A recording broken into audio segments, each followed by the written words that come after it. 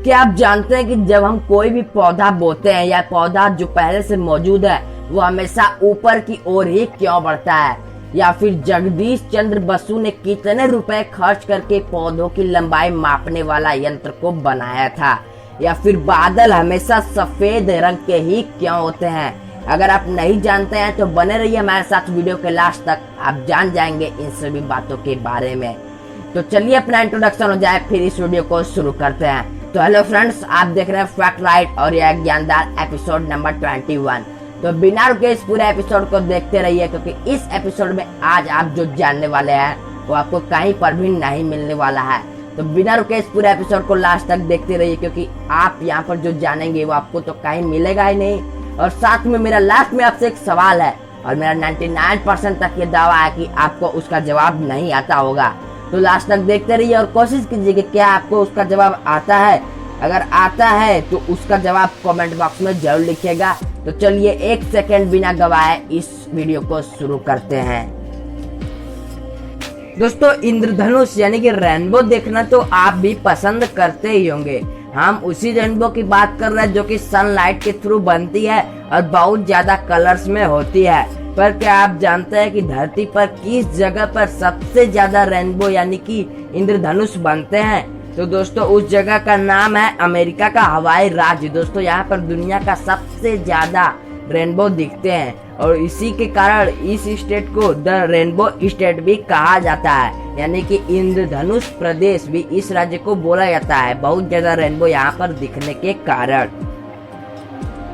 दोस्तों, में जिंदा रहने के लिए और कोई भी काम करने के लिए एक चीज की बहुत ज्यादा ही जरूरत होती है, जिसका नाम है एनर्जी यानी कि ऊर्जा। और आपको ये भी पता होगा कि ये एनर्जी यानी कि ऊर्जा हमें खाने, पानी और एयर से मिलती है।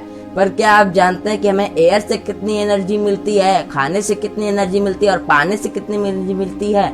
दोस्तों, अगर आप नहीं जानते तो आपको बता दें कि जो एयर यानी ऑक्सीजन होती है उससे हमें 90% तक एनर्जी मिलती है, यानी कि जितनी भी एनर्जी हमें मिलती है उसका 90% केवल ऑक्सीजन से ही आता है और बाकी बचे 10% खाने और पानी से ही आते हैं।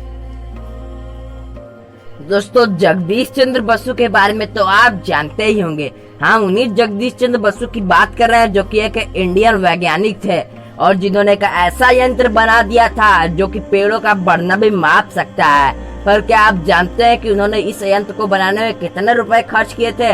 तो दोस्तों, जो वैज्ञानिक थे यानी कि जो जगदीश चंद्र बसु थे, उन्होंने इस यंत्र को बनाने के लिए केवल 300 रुपए खर्च किए थे, यानी कि उन्होंने केवल 300 रुपए लगाकर इस यंत्र को बना दिया। और दोस्तों, जिसके लिए उन्हें नोबेल पुरस्कार भी मिला था। और अगर आपको नहीं पता तो बता दे कि वे एशिया के सबसे पहले वैज्ञानिक थे जिन्हें कि नोबेल पुरस्कार से सम्मानित किया गया था। दोस्तों, आप फिल्में तो देखते ही होंगे और आपने कभी न कभी फिल्मों में ये जरूर देखा होगा कि बारिश हो रही है, और आप ये भी जानते होंगे कि वो नेचुरल बारिश नहीं होती है, यानी कि वो प्रकृति के द्वारा नहीं होती, वह एक आर्टिफिशियल बारिश होती है जो कि इंसानों के द्वारा कराई जाती है। और कोई भी डायरेक्टर अपने फिल्म में इस बारिश को करवा सकता है इंडिया में और बहुत सारे हिस्सों में। पर क्या आप जानते हैं कि मेलबर्न में कोई भी ऐसा नहीं कर सकता? वहाँ पर एक खास नियम है जिसके तहत आर्टिफिशियल बारिश कोई भी फिल्मों में नहीं करवा सकता है। इस रेन मेकिंग कंट्रोल एक्ट को 1966 में ही बना दिया गया था। आपको क्या लगता है कि ये इंडिया में भी होना चाहिए? ये जरूर इंडिया में होना चाहिए, क्योंकि पानी तो बहुत ज्यादा वेस्ट हो रहा है और बहुत सारा पानी इस तरीके से भी वेस्ट हो जाता है। दोस्तों, बादलों को तो आपने देखा ही होगा। हम उन्हीं बादलों की बात कर रहे हैं जो कि हमारे सर के ऊपर आसमान में इधर उधर मंडराते रहते हैं और जो वर्षा करवाते हैं और जो पृथ्वी को चलाने में एक बहुत ज्यादा बड़ा योगदान देते हैं। क्योंकि अगर बादल नहीं होते तो बारिश नहीं होती और बारिश नहीं होती तो हर जगह सूखा पड़ जाता और लोग मर जाते। पर क्या आप जानते हैं कि ये जो बादल होते हैं इनका रंग सफेद ही क्यों होता है? तो दोस्तों, बादल का रंग सफेद ये इसलिए होता है क्योंकि वो रोशनी को यानी कि सूर्य की रोशनी को रिफ्लेक्ट करते हैं। और दोस्तों, ये जो बादल होते हैं यह 146 फीट प्रति घंटा की स्पीड से भी दौड़ सकते हैं। दोस्तों, आपने अपने जीवन में बहुत से पेड़ों को देखा होगा और आप बहुत सारे पेड़ों को लगाए भी होंगे। पर आपने ये भी नोटिस किया होगा कि जो पौधे होते हैं वे हमेशा से ऊपर की ओर ही बढ़ते हैं, कभी भी नीचे की ओर नहीं बढ़ते हैं। क्या आपने कभी सोचा है कि ऐसा क्यों होता है? तो दोस्तों ऐसा इसलिए होता है क्योंकि जो पौधे होते हैं वह सूर्य की किरणों की दिशा की ओर जाते हैं। अब आप ये सोच रहे होंगे कि जब हम बीज को बोते हैं तो वहां तो सूर्य की किरण नहीं जाती है, फिर भी वह ऊपर की ओर क्यों आता है? तो दोस्तों आपको बता दें कि सूर्य की प्रकाश में बहुत सारे किरणें होती हैं, जैसे कि पराबैंगनी किरण।